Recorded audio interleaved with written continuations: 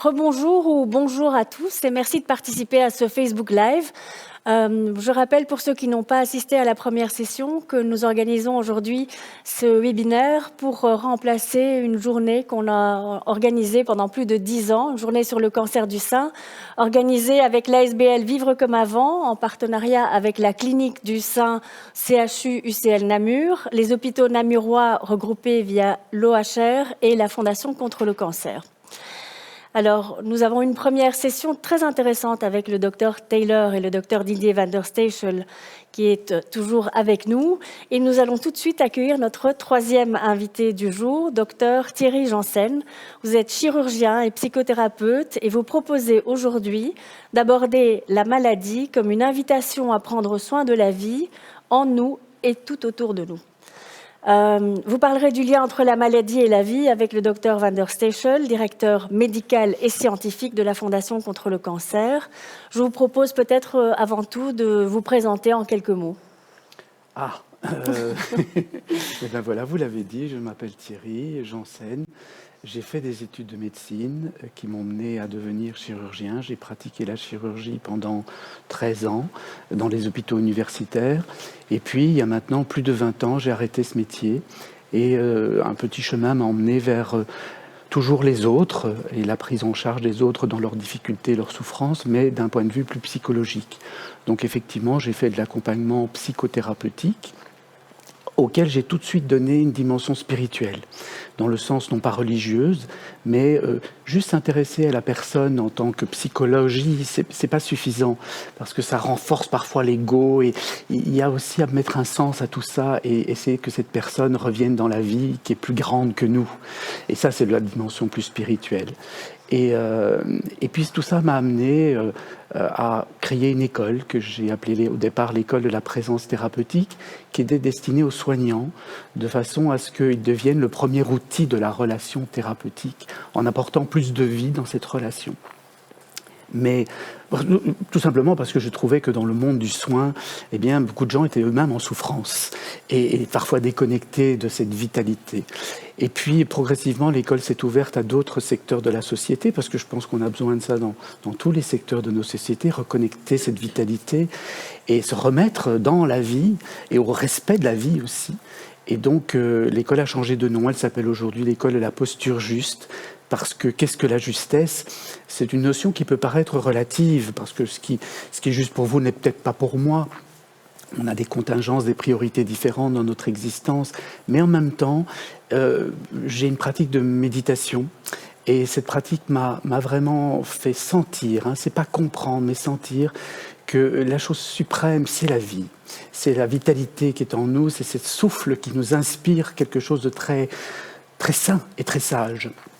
C'est pas notre mental qui se raconte des histoires, c'est quelque chose de beaucoup plus profond. Et la méditation donne accès à ça, parce que le mental se calme et on sent cette vie au fond de nous. Et donc, pour moi, la justesse, c'est la capacité de s'adapter aux circonstances de l'existence, le mieux possible, mais en respectant le maximum de vie en nous et autour de nous. Et donc voilà pourquoi la posture juste. Merci. Alors aujourd'hui, voilà, dans le cadre de cette journée sur le cancer du sein, j'ai envie de venir avec une première question qui est par rapport au livre que vous avez écrit. La maladie a-t-elle un sens ? Qu'est-ce qu'il en est pour un cancer ? Ah mon Dieu, ça c'est une fameuse question, parce que j'ai écrit ce livre en 2008, parce que à l'époque, c'est encore le cas, il y avait sur les réseaux sociaux, dans les librairies, beaucoup de discours qui disaient que la maladie était toujours due à un problème psychologique. Et certains rentraient dans ce genre de discours et finissaient par culpabiliser, d'abord en disant « zut, j'ai eu une mauvaise psychologie, j'ai mal réagi et me voilà malade ». Et puis dans le processus de la guérison, ils vivaient ça avec culpabilité, en se disant « si je ne guéris pas, c'est que je n'ai pas suffisamment réglé les problèmes psychologiques ». Or, moi qui ai cette appartenance au monde physique à travers mon métier de chirurgien, que je ne pratique plus mais qui est quand même encore très présent en moi, et puis ce métier d'accompagnant, de psychothérapeute, je vois que j'ai toujours en face de moi un individu indivisible, un être multidimensionnel mais qui reste un individu. Et donc, je crois qu'il faut regarder la maladie d'une façon beaucoup plus large que de chercher ses causes que dans des raisons psychologiques ou au contraire que dans des raisons physiques. Et j'aime bien alors aborder les choses d'une façon plus anthropologique. Et en anthropologie, notamment dans le monde anglo-saxon, quand on parle de la maladie, on insiste sur le fait qu'il y a 3 mots pour la désigner en anglais. Le mot « disease », qui est la maladie en tant que phénomène biologique, auquel on peut répondre par des moyens physiques, comme la chirurgie, les médicaments, toutes sortes de mesures. Il y a la maladie en tant que « illness », le malaise qui est vécu à l'occasion de la maladie. Et à ce moment-là, il est important, en plus des médicaments, de la chirurgie, etc., d'écouter ce malaise. Et même si ce que les gens disent n'est pas exactement la cause de la maladie, il ne faut pas sous-estimer le fait que s'ils ont ce malaise, ça pourrait aider à sa guérison de prendre en charge ce malaise, d'écouter qu'à l'occasion d'une maladie physique, il y a une plainte d'un autre ordre qui est plus psychologique. Et dans les peuples traditionnels, moi j'ai vécu près des aborigènes, en Afrique, dans des tribus où j'ai vu comment on prend en charge le malade. On a des potions, on a des bandages, des emplâtres de terre, etc., qui ont parfois une utilité, parce qu'il y a quand même une connaissance de ces peuples, de certains remèdes physiques, mais il y a toujours la prise en charge psychologique, voire symbolique de la maladie. C'est l'anthropologue Claude Lévi-Strauss qui disait « Il s'agit de remoraliser une histoire démoralisée ». Et chaque culture va apporter sa façon de le remoraliser. Si c'est croire qu'il y a des ancêtres qui vous ont jeté un mauvais sort, ça peut aider. Parce que quand le mental de la personne s'apaise, son système immunitaire est boosté. Et du coup, ça peut, en synergie avec les potions et les autres traitements, ou chez nous la chirurgie ou les chimiothérapies par exemple, là, en synergie, ça peut favoriser la guérison. Et enfin, il y a à côté de disease et illness, il y a sickness. Et sickness, c'est la maladie en tant que phénomène de société, phénomène qui interroge toute une société par rapport aux causes qui sont responsables de cette maladie. Et là, je trouve que dans nos sociétés occidentales, on a une vision très, très réduite des choses et on ne comprend pas que la maladie est une expression de la vie, que la vie est complexe et que donc la maladie est forcément d'origine complexe, un ensemble de causes. Et il faut agir à tous ces niveaux, dans toutes les dimensions de l'être. Donc, bien sûr, faisons des chimiothérapies, de la chirurgie pour le cancer, de la radiothérapie et d'autres, des thérapies géniques et autres, mais n'oublions pas l'aspect psychologique, et plus même que l'aspect psychologique, l'aspect global qui met l'individu en relation avec les autres individus et avec le monde dans lequel il vit. Donc faisons attention à l'alimentation, faisons attention aux relations dans une famille ou dans une société, à la place du patient, ne le déclassons pas tout de suite, qu'il puisse garder un lien, un travail, enfin tout ça est extrêmement important. Et nous n'avons pas aujourd'hui, en tant que médecins, les outils pour apprécier l'importance de ces choses. Tout simplement parce que nous avons une pensée très réductionniste, on cherche une cause pour expliquer un effet. Et même l'industrie pharmaceutique fait ça. Elle essaye d'éviter même l'effet placebo, qui est pourtant tellement important, de croire au traitement, d'être convaincu qu'il y a quelque chose qui vaut la peine d'être fait. Et l'industrie pharmaceutique, non, ça c'est un empêcheur de soigner en paix, parce qu'on veut prouver que c'est la molécule qui est seule responsable. Et vous savez, quand je quand j'observais plutôt des guérisseurs chez les aborigènes en Australie, ils me disaient que l'industrie pharmaceutique venait prendre des plantes qui avaient une réelle efficacité, et ils essayaient d'isoler la substance, la molécule qui serait responsable d'une guérison. Et eux, ils riaient en tant que guérisseurs, parce qu'ils disaient, nous savons que c'est toute la plante, un ensemble de substances, et mieux que ça, eux étaient convaincus, et je veux bien les croire, parce qu'il y a un savoir millénaire dans notre humanité, un patrimoine qu'il ne faudrait pas perdre, que même, ils savaient ça, que même le moment où on cueille la plante a son importance. Parce que la plante n'a pas la même substance le matin que le soir, ou à la pleine lune qu'en plein soleil. Vous voyez ? Et donc, cette intelligence de comprendre la complexité du monde, malheureusement, notre médecine ne l'a pas toujours. Elle est très bonne pour apporter des choses très ponctuelles, mais il est grand temps qu'on se repense d'une façon plus large. Mais il n'y a pas que face au cancer ou face à la maladie, il y a face à toutes les crises de l'existence, les crises écologiques, les crises de société. Donc nous sommes tous interreliés et on touche à un élément de cet ensemble. Tout l'ensemble est impacté. Donc voilà comment je réponds à votre question. Ça ne peut pas être simple, mais en même temps, il ne faut pas se décourager parce qu'il y a des principes qui sont très simples. Et quand on les comprend, alors on peut surfer dans ce monde complexe et pas compliqué. Docteur Van der Stechel, vous voudriez... Moi, je vais dire très brièvement que je suis fasciné, et ça ne m'étonne pas parce que je connais Thierry Janssen et je sais que quand il est lancé, il nous emmène de façon absolument passionnante, là où on n'imaginait pas nécessairement aller, entièrement interpellé positivement par ce que vous dites, et je me dis que dans le domaine médical, c'est peut-être en cancérologie que cette complexité devrait être la plus prise en compte, parce que Dieu sait que les mécanismes biologiques, médicaux, d'apparition d'un cancer, de développement d'un cancer, d'efficacité d'un traitement sont extraordinairement complexes, mais n'oublions pas le niveau de complexité beaucoup plus large de l'individu, de la société et de la vie.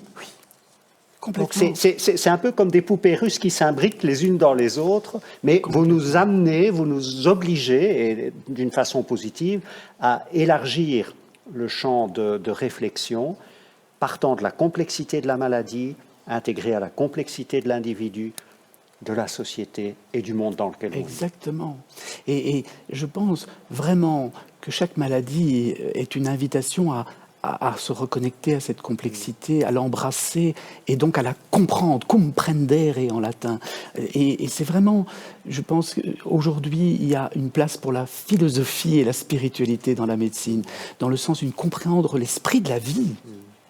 Nous avons été très forts à tout décortiquer et on s'est intéressé à un aspect bien particulier de ce qu'on a mis en évidence, à savoir le corps dans sa mécanique, dans sa biologie, sa chimie.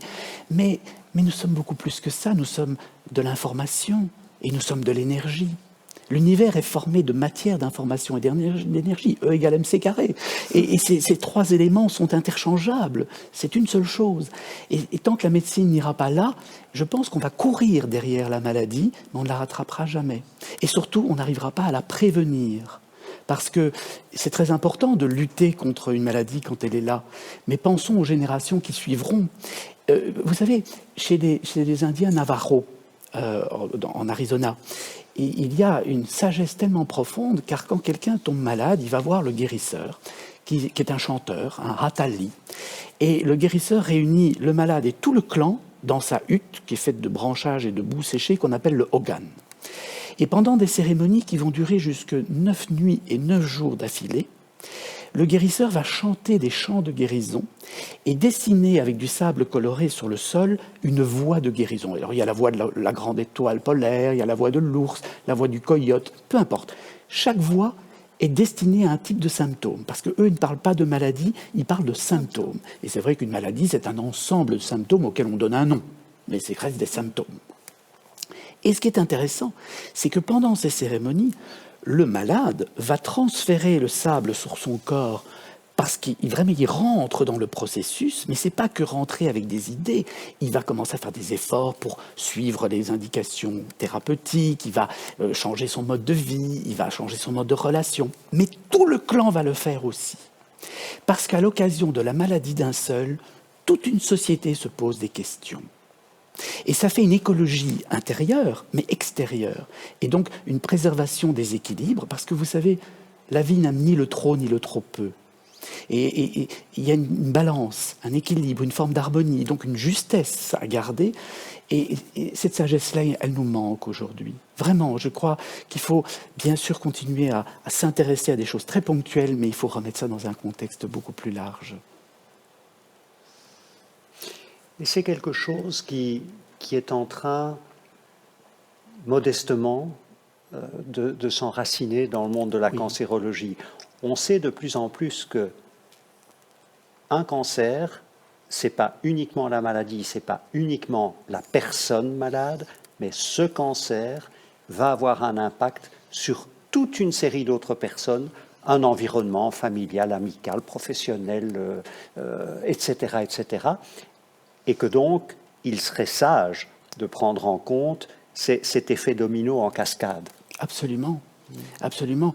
Tant au niveau de la compréhension de ce qui a pu amener à la maladie, à cette crise de vie, et tant aussi au niveau de la compréhension de qu'est-ce qui pourrait aider à en sortir. Hein, et donc dans l'aspect plus guérison. Et c'est vrai que dans la prise en charge j'aime pas dire la prise en charge, je préfère dire l'accompagnement des patients et même, vous savez, bon, aujourd'hui, je ne pratique plus la chirurgie, j'ai opéré beaucoup de cancers, mais avec le recul, je me dis, j'accompagnais les gens parce que je venais retirer une tumeur, mais ça participait d'un processus beaucoup plus large, parce qu'une fois la tumeur retirée, pourquoi une personne guérit et pourquoi l'autre ne guérit pas? Alors bien sûr, il y a des caractéristiques de la tumeur peut-être un peu plus agressives chez une personne que chez l'autre, un stade d'évolution un peu plus avancé chez l'une que chez l'autre, mais il y a tellement d'autres choses qui intervenaient. Et je pense que si j'avais su ça à l'époque, j'aurais encore fait plus attention, parce que j'avais ça au fond de moi quand même, mais malgré tout, j'étais pris dans un mode de fonctionnement, j'aurais encore fait plus attention à explorer les relations du patient avec ses enfants, son mari, sa femme, sa vision des choses, le sens qu'on attribue à tout ça. Alors, vous me demandiez, la maladie a-t-elle un sens? Oui, elle a au moins 3 sens. Elle a le sens biologique, auquel les médecins peuvent répondre avec leur traitement. Elle a le sens psychologique, symbolique, auquel malheureusement on ne donne pas encore suffisamment de place, en tout cas de mon point de vue, et qui mérite vraiment d'être exploré parce qu'il va participer, on le sait, dans la cascade psycho-neuro-endocrino-immunologique, l'influence du psychisme sur le système nerveux, sur la production des hormones et sur les défenses immunitaires. On sait l'impact que ça peut avoir, même sur le physique, et même surtout sur le physique. Et puis aussi, la maladie a un sens social, le sickness, la question qu'elle pose à la société. Vous voyez, je suis parfois un peu chagriné quand je vois des gens qui ont eu un cancer, qui ont traversé cette maladie et qui sont considérés comme guéris, et qui, sans s'en rendre compte, ne se posent jamais la question de savoir comment ils pourraient participer dans la société, non pas simplement à aider la recherche pour qu'on trouve des meilleurs traitements, mais aussi comment on pourrait militer pour changer nos habitudes de vie, pour changer nos habitudes de consommation, de production, de pollution, parce qu'il n'y a rien à faire. On en a longtemps douté, parce que ça ne nous arrangeait pas d'y croire, mais le cancer est une maladie multifactorielle, voilà. Et parmi tout ça, les habitudes de vie, la pollution, les modes de consommation sont bien sûr impliqués. Oui. Ben oui, j'allais vous poser la question. Le cancer est une maladie multifactorielle. Sur quel plan est-ce qu'on peut avoir une influence? Tous les plans. Et c'est ce qui rend peut-être un peu la tâche un peu décourageante, parce qu'on voit que la montagne, et on se dit, j'y arriverai jamais, c'est trop pour moi, ça me dépasse, alors les politiques n'ont qu'à s'en occuper. Bon, moi, je ne fais pas trop confiance aux politiques de ce point de vue-là, parce qu'ils sont pris par des contingences qui les empêchent parfois de voir l'ensemble aussi, quand ils ont le nez sur le guidon. Donc, mais en même temps, je crois qu'il ne faut pas regarder toute la montagne, il faut se dire qu'est-ce que je peux faire à mon niveau pour retrouver une forme de justesse par rapport à la vie qui est en moi et autour de moi. Et donc, ben oui, ça passe par une meilleure alimentation, plus équilibrée, venant de produits plus sains. Ça passe par éventuellement s'engager dans des causes qui commencent à dénoncer la pollution des plastiques, des perturbateurs endocriniens et que sais-je, d'autres substances qui ne sont pas bonnes pour notre santé. Ça passe aussi donc un engagement plus politique dans la société, dans la vie de la police, hein, la société, la cité, mais aussi peut-être voilà une façon de se dire comment je vais faire pour passer une journée dans la vraie détente et la vraie joie, et à l'écoute de qui je suis vraiment et de qui sont les autres vraiment. Et alors j'en parlais juste avant notre émission avec les personnes qui s'occupent du centre essentiel de prise en charge des patients là, à Namur, qui est affilié à Sainte-Élisabeth. C'est incroyable. Quand j'avais publié La solution intérieure en 2006, qui parlait de toutes ces approches qu'on pouvait intégrer au service du patient et de la guérison, on m'a carrément dit que j'étais dans une secte. En 2006, alors qu'il y avait 700 références scientifiques dans le livre qui venaient dire mais c'est là, il suffit de regarder, d'ouvrir notre esprit, de faire les liens. La vie, c'est des liens. Alors comment soigner si on ne fait pas de liens, Et aujourd'hui, je suis tellement réjoui de voir que, comme vous le disiez, ça commence à changer. Et la cancérologie, je pense, est l'endroit particulier où ça pourrait aller vite, parce qu'on est confronté à quelque chose de tellement cru, tellement fort, comme phénomène de vie, parce que c'est un phénomène de vie qui peut emmener une fin de vie, la mort. Et il ne faut pas en avoir peur de le regarder, ça, parce que c'est ce qui donne toute la valeur à la vie. C'est qu'est la mort. Ne croyons pas qu'on est éternel. C'est parce qu'il y a une mort que la vie a une valeur. Donc ça vaut la peine de se dire, mais qu'est-ce que je vais en faire maintenant? Et toutes les forces, les bonnes volontés de la cancérologie devraient être mobilisées à travailler à tous ces niveaux. Le niveau sociétal, militer politiquement. Moi, j'aimerais voir les médecins dans la rue dire « on ne veut plus de pollution, il faut qu'on arrête tout ça ». Mais aussi, j'aimerais voir plus de centres comme le centre essentiel, etc., où on prend le patient par tous les bouts. Ouais. Et puis, des médecins aussi, parce qu'il faut penser aux médecins et aux soignants, aux infirmières, tous les intervenants, mieux accompagner eux-mêmes, parce que c'est dur comme métier.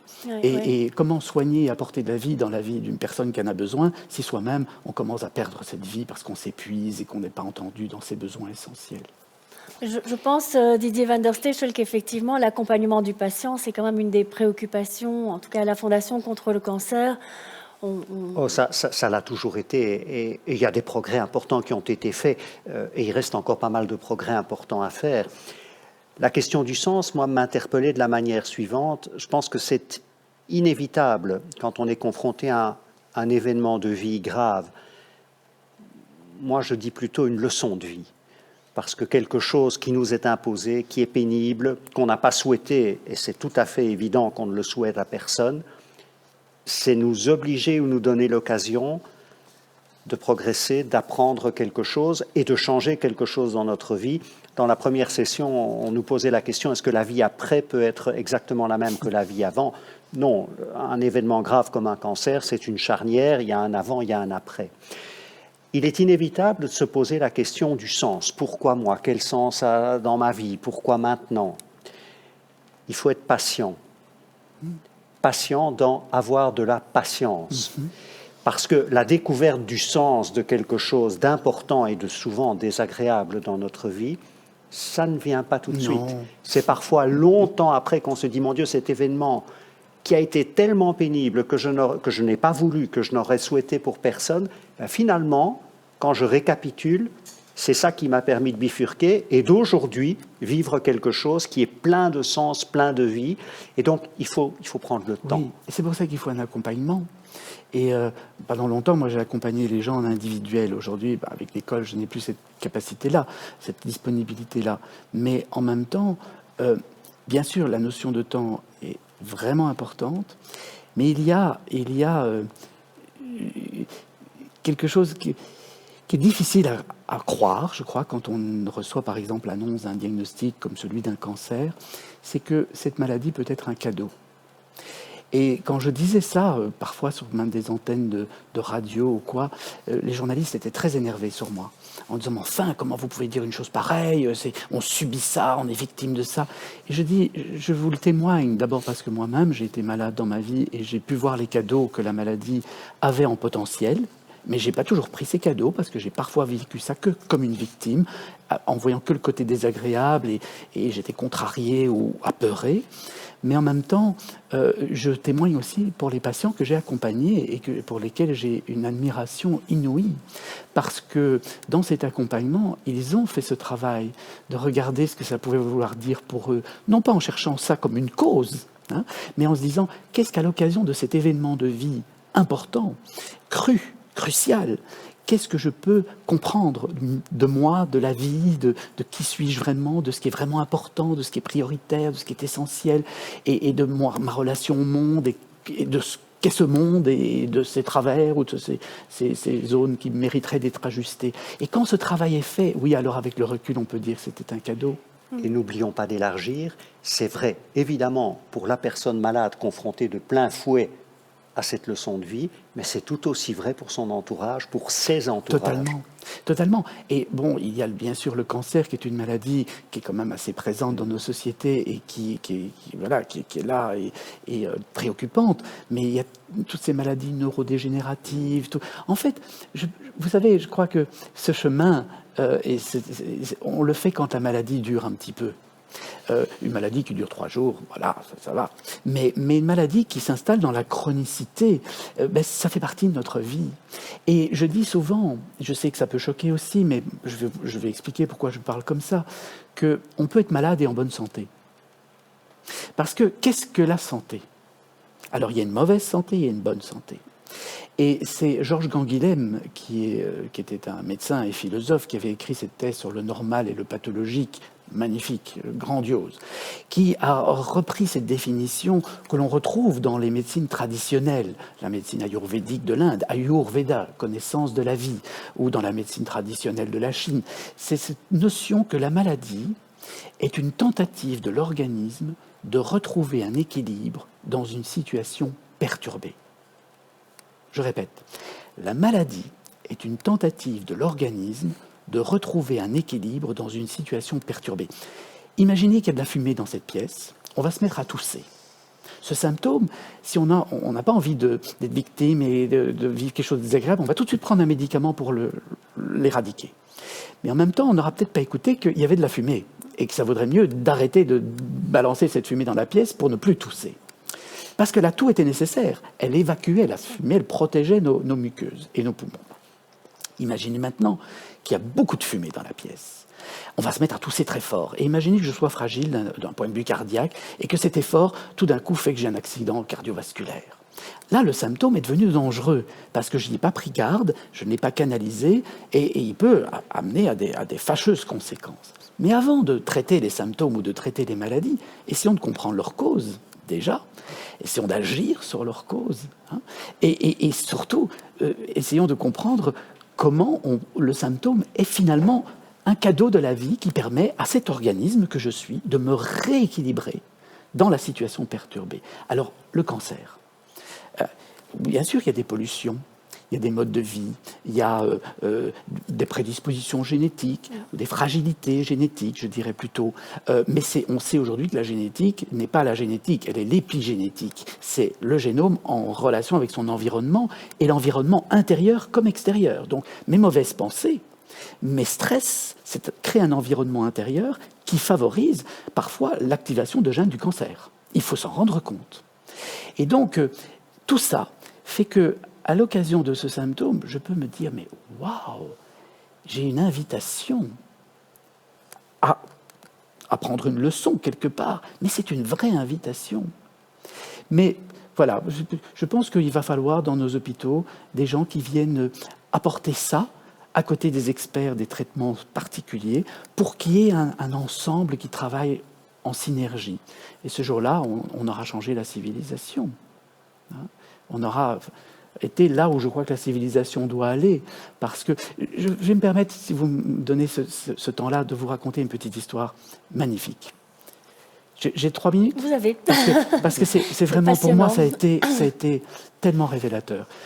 J'ai pratiqué la chirurgie urologique, et particulièrement cancérologique, à l'hôpital Erasme à Bruxelles. Et un jour, j'étais en face d'un assistant qui était là pour un stage assez court, mais qui était camerounais.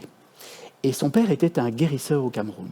Et lui, il faisait son cursus médical en Occident, enfin dans les pays européens, parce qu'il voulait absolument se démarquer de cette vision plus traditionnelle de la prise en charge des problèmes.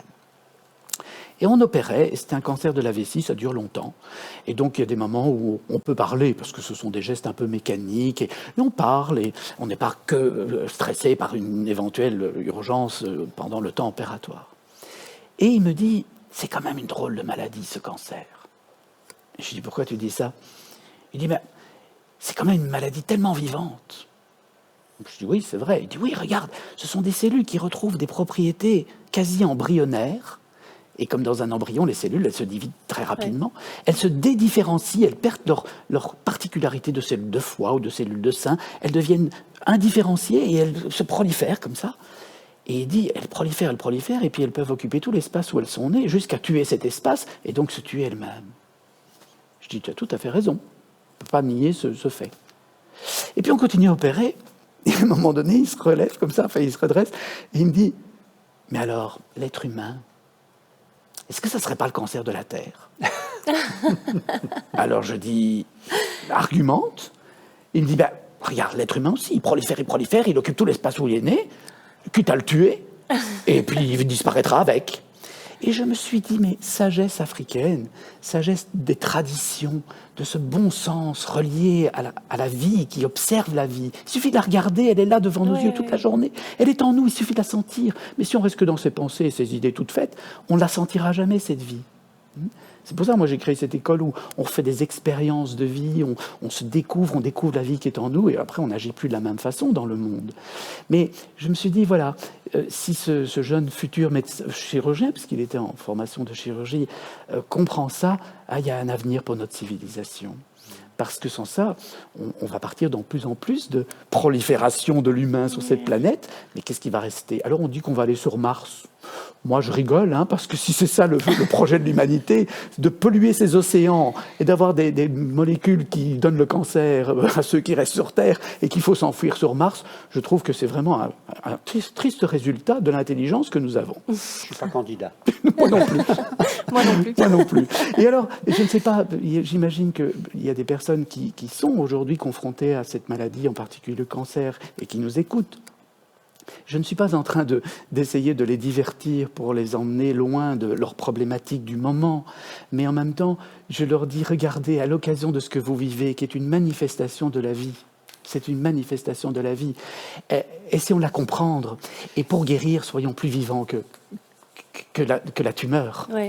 Soyons plus vivants que la tumeur. Ce que vous dites peut être effectivement choquant pour les patients qui nous J'entends. écoutent, mais c'est exact, parce que les mécanismes du cancer, ce sont les mécanismes de la vie. Complètement. Exactement les mêmes, déviants, détournés de leur finalité. Exagérés, incontrôlés, mais ce sont exactement les mêmes mécanismes que les mécanismes de la vie, dans toute leur complexité.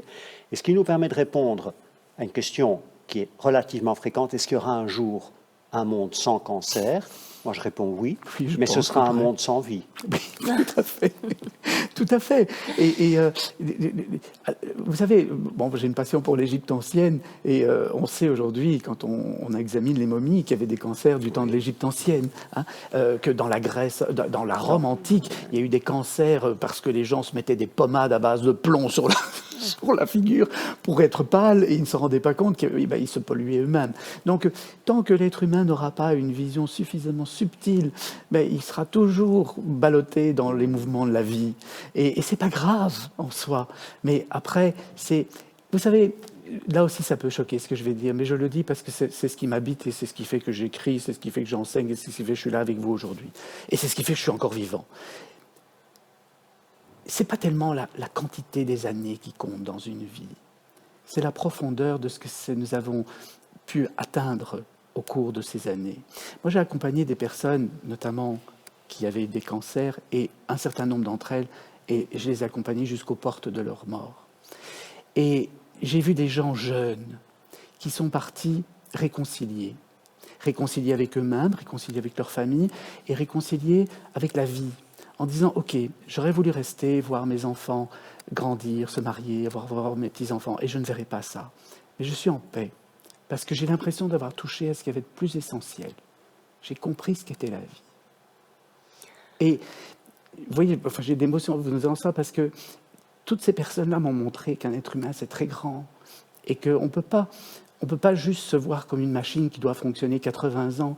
N'oublions pas qu'il y a encore 100 ans, les gens vivaient jusqu'à 50. Et qu'ils donnaient peut-être plus de valeur à leur vie qu'aujourd'hui on croit qu'on peut être éternel, et qu'on bousille la vie, qu'on l'abîme, qu'on la pollue, qu'on en fait n'importe quoi. L'enjeu, c'est de vivre le plus longtemps possible et de soigner son cancer, en fait. Et aujourd'hui, Didier, peut-être que vous aviez cité pendant la première partie de ce webinaire le chiffre des 350 000 survivants. Et je pense que c'est ce vers quoi on va, transformer l'espoir en vie de corps, qui est le... Oui, mais là, vous nous ramenez au challenge de la médecine en cancérologie, et ils sont fondamentaux et ils ne sont pas simples. Je suis d'accord pour dire que la durée d'une vie, ce n'est pas le seul élément de qualité de cette vie. Bien sûr. Il faut combiner durée, qualité de vie, et on doit affronter les deux défis en cancérologie. Pour donner plus de durée, il faut améliorer les traitements qui agissent contre le cancer, mais pour donner plus de qualité, on doit mieux contrôler les effets secondaires, on doit éviter les traitements inutiles quand certains patients n'en ont pas besoin. Et le docteur Donatien-Taylor, pendant la première moitié, nous a vraiment bien montré cette stratégie qui se met en place et qui n'est pas simple non plus, de désescalade thérapeutique, c'est-à-dire ni trop peu de traitement pour trouver le juste équilibre entre durée et qualité. Parce que la durée sans la qualité, ce n'est pas un cadeau. Ça me fait penser à une boutade, mais comme souvent, il y a une vérité dans les boutades. L'éternité, c'est long, surtout vers la fin. Magnifique. Alors, on vous écouterait pendant des heures, parce que vraiment, c'est passionnant. Mais on va quand même prendre les questions ici des personnes qui nous suivent sur ce Facebook Live. Il y en a quelques-unes. Je vais commencer ici avec Cindy, qui demande quelle est la meilleure attitude que le patient doit avoir pour guérir. Vous voulez répondre? Moi, je dirais que la meilleure attitude, à mon avis, ça n'existe pas. C'est une recherche individuelle et c'est pour ça que ça peut prendre du temps. C'est pour ça que ne pas le faire seul, le faire avec un accompagnement est important. Le challenge, pour prendre un terme à la mode, auquel toute personne malade est confrontée, c'est de trouver ce qui, pour elle ou pour lui, sera la meilleure manière possible de parcourir ce chemin. Et là, je voudrais faire une référence à Vivre comme avant, qui est un co-organisateur de ce webinaire. Témoigner comme ancien patient, ça peut être un cadeau fantastique que vous apportez aux personnes nouvellement confrontées, mais un témoin, ça n'est jamais quelqu'un qui dit « voilà le chemin que moi j'ai choisi, suivez mon chemin ». Mon chemin ne va peut-être pas du tout vous convenir. Par contre, je peux dire comme ancien malade, voilà, moi je témoigne que j'ai trouvé mon chemin, c'est donc possible, trouvez le vôtre. Ici, la personne parle de la meilleure attitude. Oui. Alors, j'imagine qu'elle veut peut-être dire qu'est-ce que je dois ouvrir en moi pour pouvoir être réceptive ou... Peut-être déjà, n'ayez pas peur. C'est difficile de ne pas avoir peur quand on a un diagnostic avec une menace d'éventuellement une fin de vie plus précoce que ce qu'on avait espéré. Mais en même temps, cette peur est la pire des choses parce qu'elle peut aussi nous emmener dans des acharnements ou dans des voies qui ne respectent pas ce subtil équilibre dont on vient de parler. Et j'ai vu, je vous ai dit, j'ai accompagné tellement de personnes que j'ai vu ça.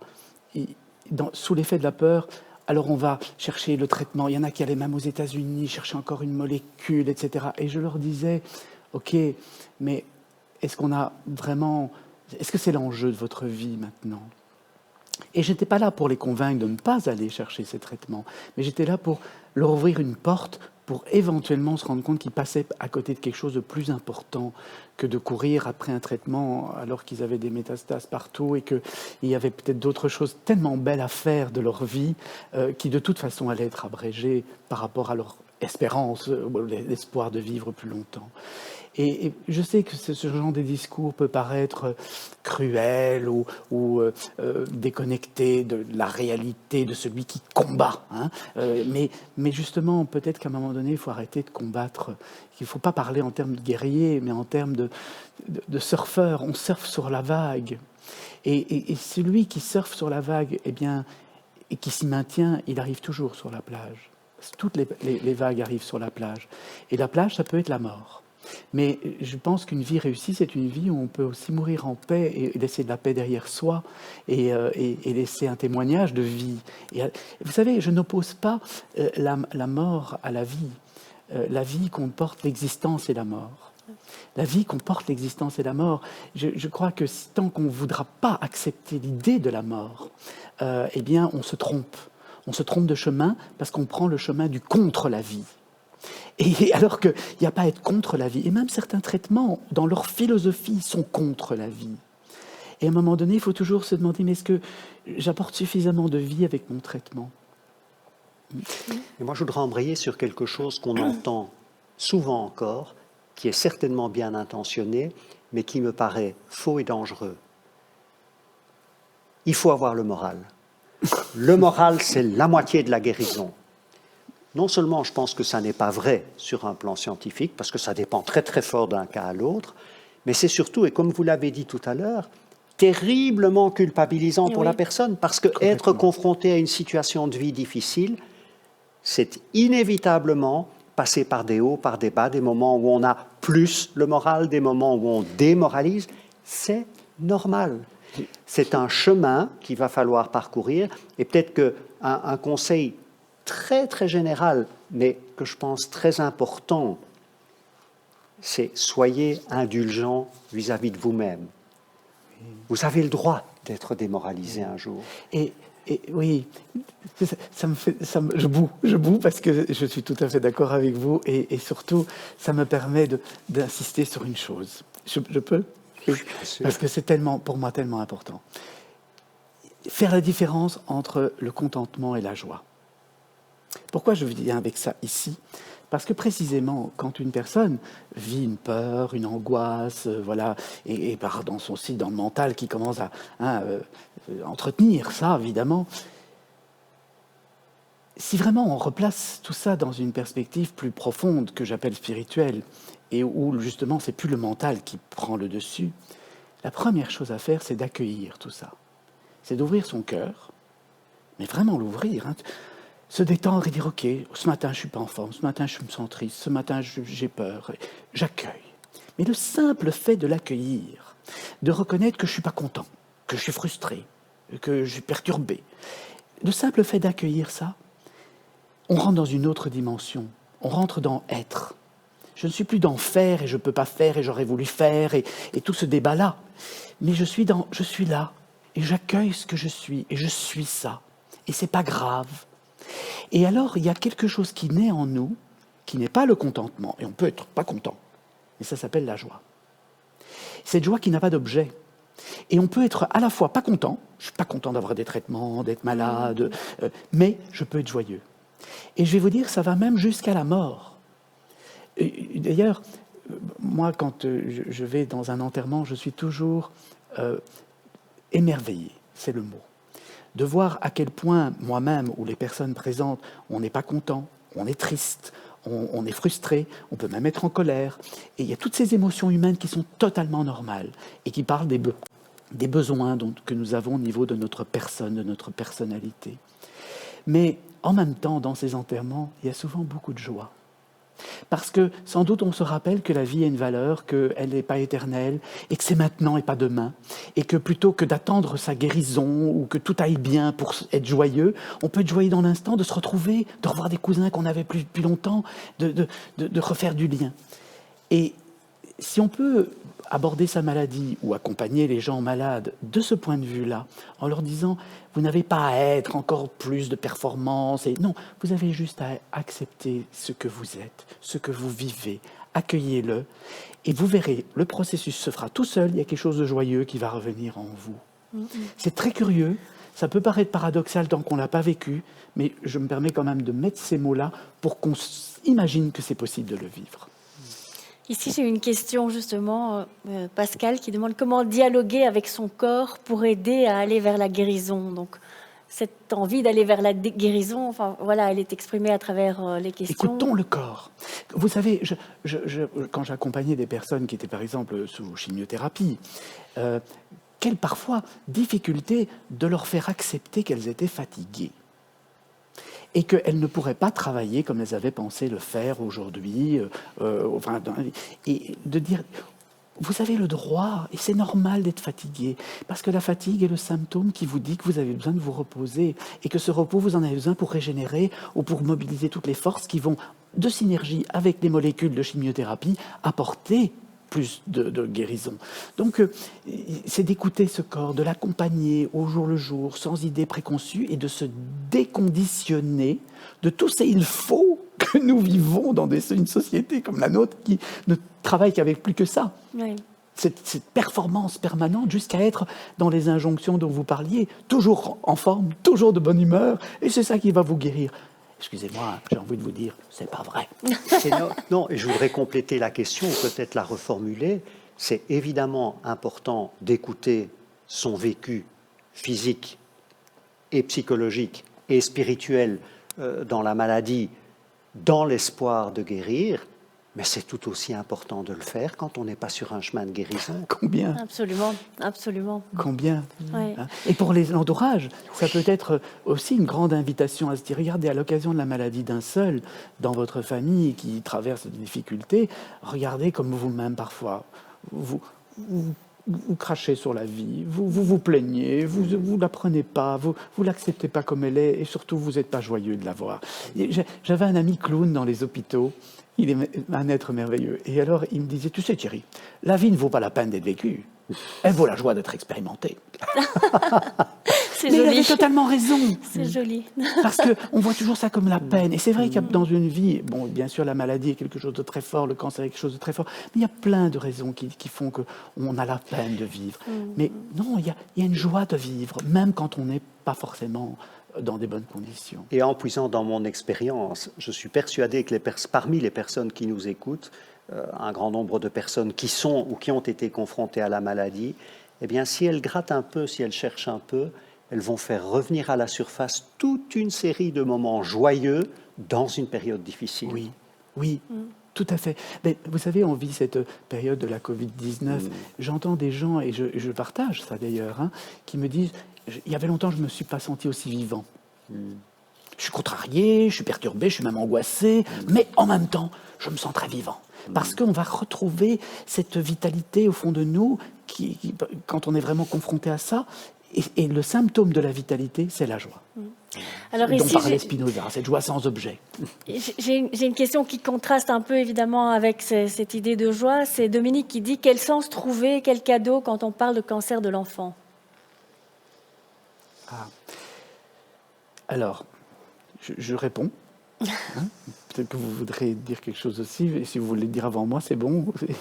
Vraiment, mais je réponds à ça parce que je sais que ça paraît très cruel, et c'est très cruel. La vie est crue, vous savez. La vie n'est pas quelque chose de doux. Quand on regarde la nature, ça n'a rien de doux, la nature. Mais c'est souvent très juste, c'est-à-dire qu'elle trouve ses équilibres. Elle essaye de garder son équilibre, la nature. La vie cherche son équilibre. Et des enfants qui naissent avec un cancer, parce que ça arrive, ou des enfants qui ont un cancer très tôt dans leur existence, ça nous paraît d'une injustice profonde, d'une cruauté immonde, et quelque part, oui, c'est le cas. Mais en même temps, si nous pouvions monter dans l'hélicoptère et regarder la loi de cause à effet qui ont abouti à cette situation, on verrait que, oui, il y a parfois des causes très anciennes, des fragilités génétiques qui se sont transmises de génération en génération, parfois avec des mariages consanguins, hein, pour donner un exemple de la génétique, comme elle peut créer de la fragilité. Aussi des accumulations d'habitudes de vie, de perturbations, de pollution, etc. Et je ne suis pas en train de dire que les parents qui ont un enfant qui ont une responsabilité ou une culpabilité, mais il y a tout un système qui nous dépasse quand on voit. C'est tellement large, c'est tellement vaste. Et ce cancer est sans doute une des manifestations à ce moment-là de la vie qui cherche à retrouver son équilibre. Et c'est évidemment des symptômes qui risquent de créer la mort.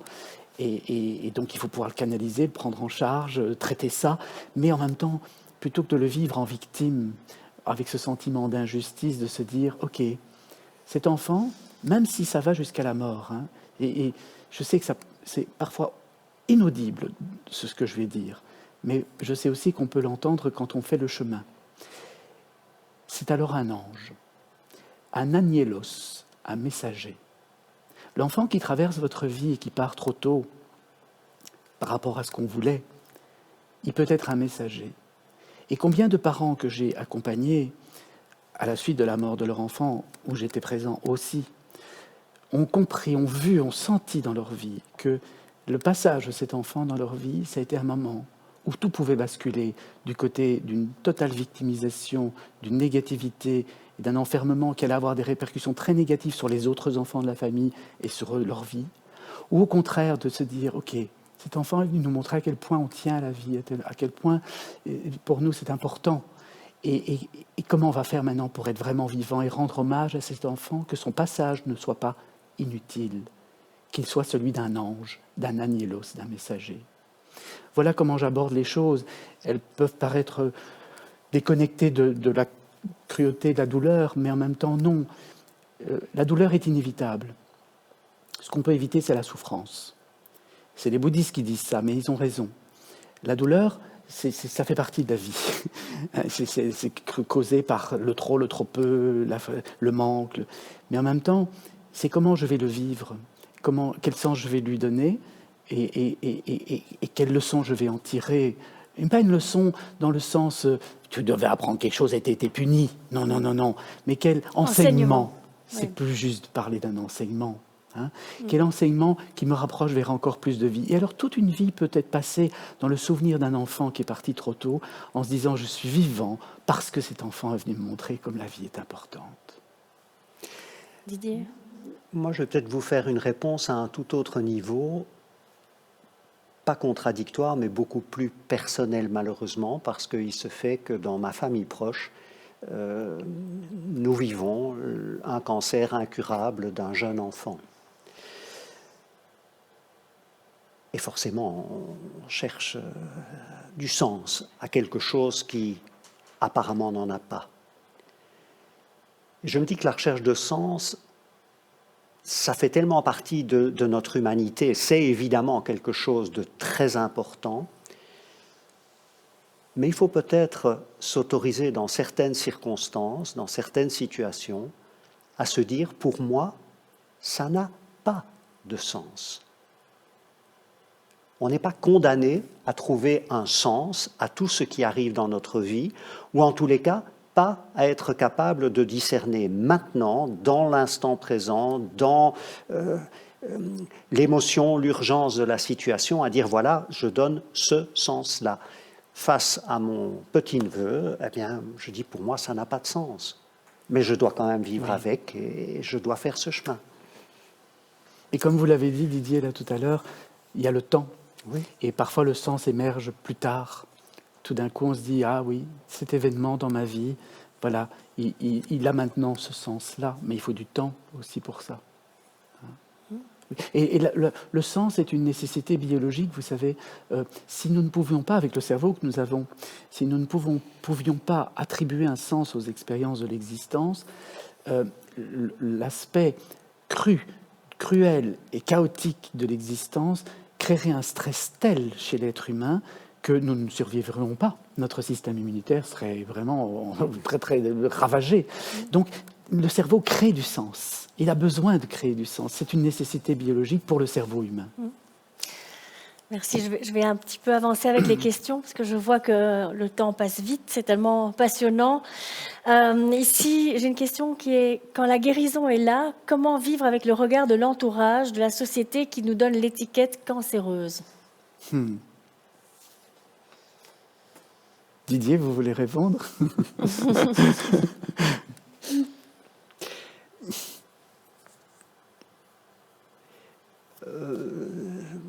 Encore une fois, en faisant référence à une expérience personnelle, je dirais que ça n'a...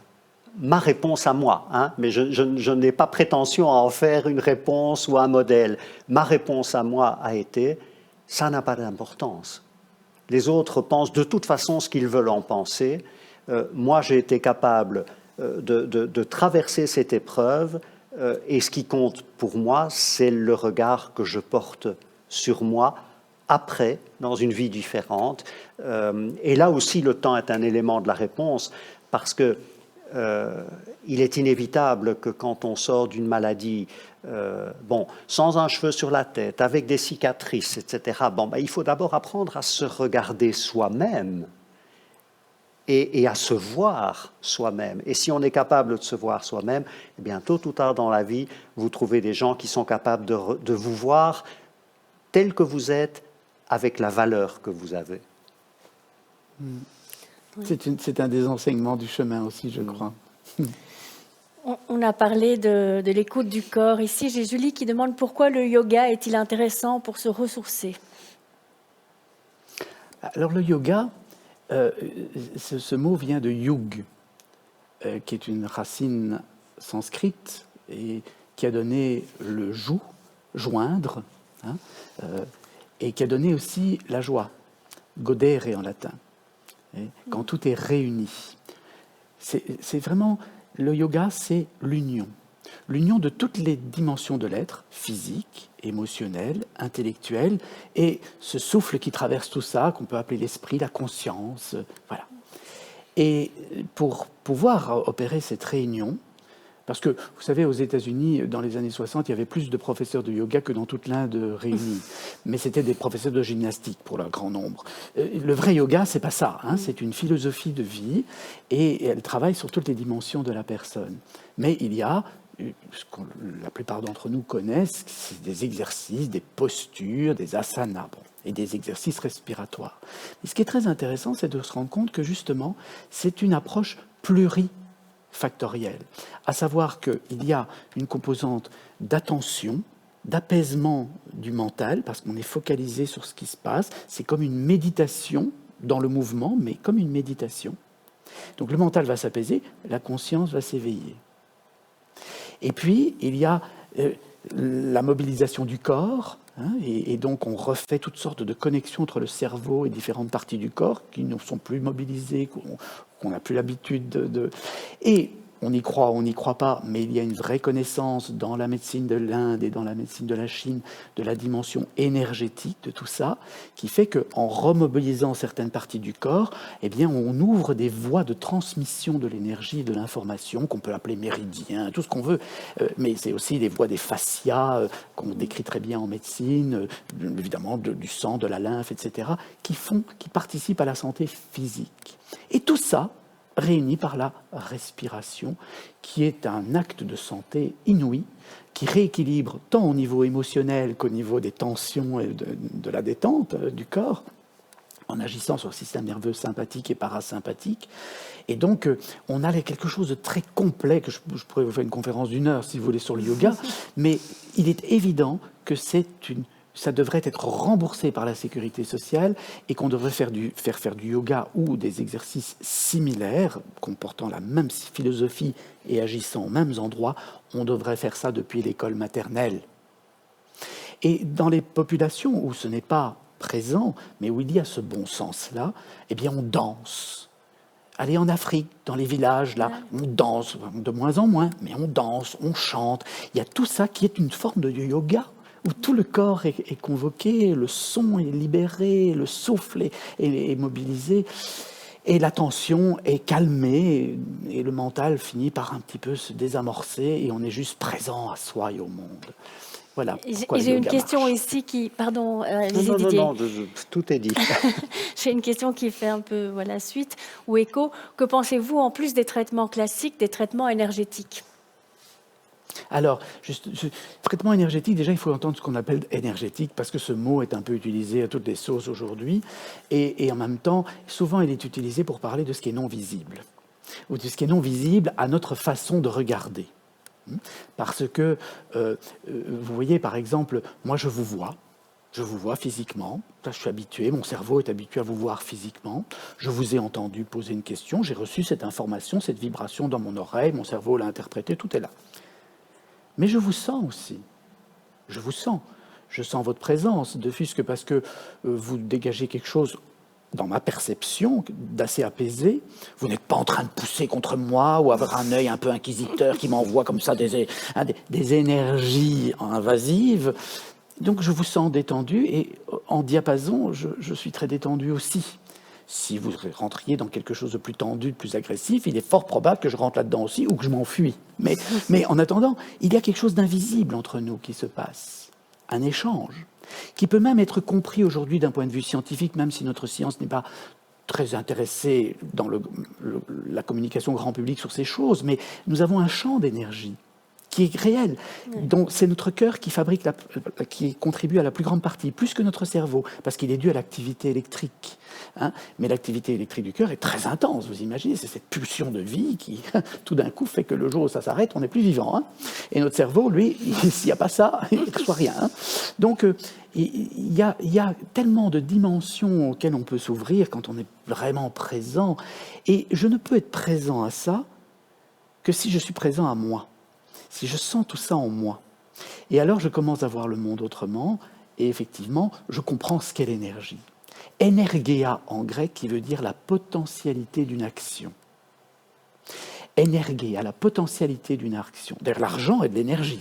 C'est la potentialité d'agir dans le monde avec un billet qui symbolise quelque chose. Mais en même temps, l'énergie, elle est à plein de niveaux.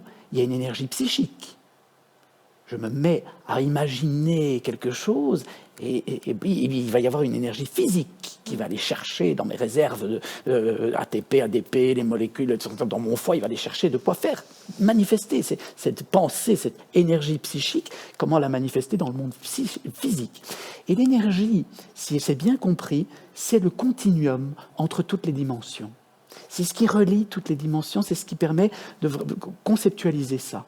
Alors les médecines énergétiques, je terminerai par là, mais on ne peut pas répondre à ce genre de questions sans un peu de nuance. Oui. Les médecines énergétiques, ce sont des médecines qui vont essayer de travailler, de mobiliser ces différentes dimensions pour que l'énergie de vie, cette vitalité qu'on sent en soi, qui va se manifester par la joie, mais aussi par de l'allant, par aussi un système immunitaire plus tonique, etc., soit remobilisée. Et il y a plusieurs moyens de le faire. Voilà comment on peut regarder les médecines énergétiques. Mais ça nécessite de ne jamais les exclure des autres dimensions. On peut agir et avoir ce soutien-là en complément de tout le reste. Oui, mais c'était bien la question. Hein. Donc, en plus des traitements classiques, d'avoir les traitements énergétiques. Tout à fait. Didier, vous vouliez rajouter quelque chose ? Non, vous avez insisté sur ce sur quoi j'allais insister, c'est en plus et pas à la place. Voilà. Tout à fait. Ben voilà, on arrive au terme de notre heure. On pourrait continuer pendant des heures. J'avais encore quelques questions, mais on va s'en tenir au planning.